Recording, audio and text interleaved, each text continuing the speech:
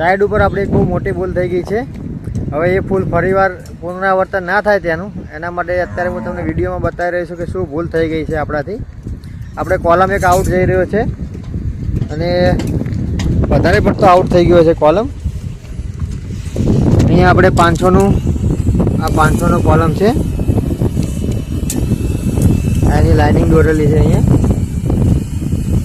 અને અહીંયા આપણને 550 મળે છે મેજરમેન્ટ. જુઓ 50 mm આઉટ જતો રહે છે કોલમ.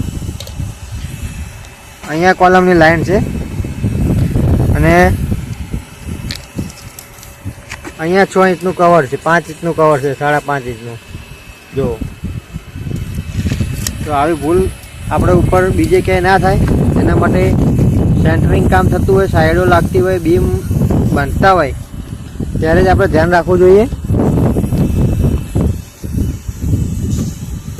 જો હવે આ કોલમને અહીંયા રિડ્યુસ કરવો પડશે કે આ સાઈઝમાં મોટો બનાવી દેવો પડશે.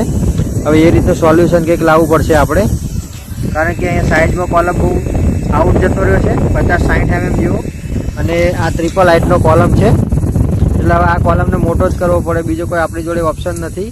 500નો કોલમ છે અને અત્યારે 550 મળે છે. અહીંયા 5.5 ઇંચ કવર એક્સ્ટ્રા મળે છે, અહીંયા કવર જ નથી મળતું. અહીંયા એટલે આની બોર્ડર અહીંયા આવે છે એટલે આ જગ્યાએ.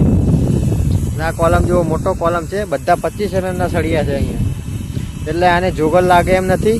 બોર્ડરનો કોલમ છે, બીજો કોઈ ઓપ્શન છે નહીં આપણી જોડે. એટલે આવી બધી ભૂલો મિસ્ટેકો થતી હોય તો આપણે કઈ રીતે સુધારવી એ બહુ મોટો પડકાર હોય છે સાઈડ ઉપર.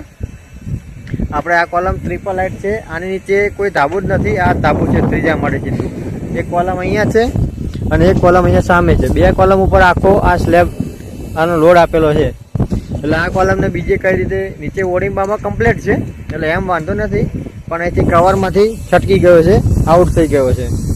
તો આને સુધારવા માટે શું કરવું જોઈએ? તો સુધારવા માટે આપણી પાસે એક જ ઓપ્શન છે કે આ કોલમને થોડોક સાઇઝમાં ઓવર કરી દેવો જોઈએ, કારણ કે આપણે આ બાજુ દિવાલ આવે છે એટલે એમ કંઈ તકલીફ નથી સાઇઝમાં મોટો કરવામાં. પણ આગળ આવી કોઈ જગ્યાએ ભૂલ ના થાય એના માટે આ બાજુ સેન્ટરિંગની સાઈડો લાગી હોય, બીમ નાખ્યા હોય ત્યારે આને કવરમાં એકદમ કમ્પ્લીટ ચેક કરી લેવો જોઈએ સ્લેબ ભરાય એ પહેલાં.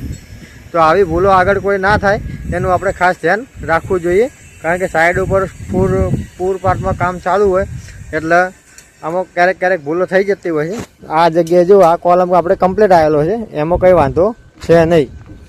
બીજા બધા કોલમ બી કમ્પ્લીટ જ છે આપણે, એટલે બીજી કોઈ મિસ્ટેક નથી.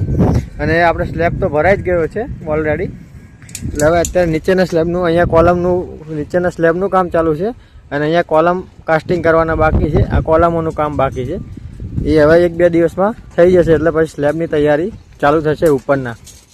એટલે આવી ભૂલો ના થાય એના માટે સાઈડ ઉપર ખૂબ ધ્યાન રાખવું જરૂરી છે.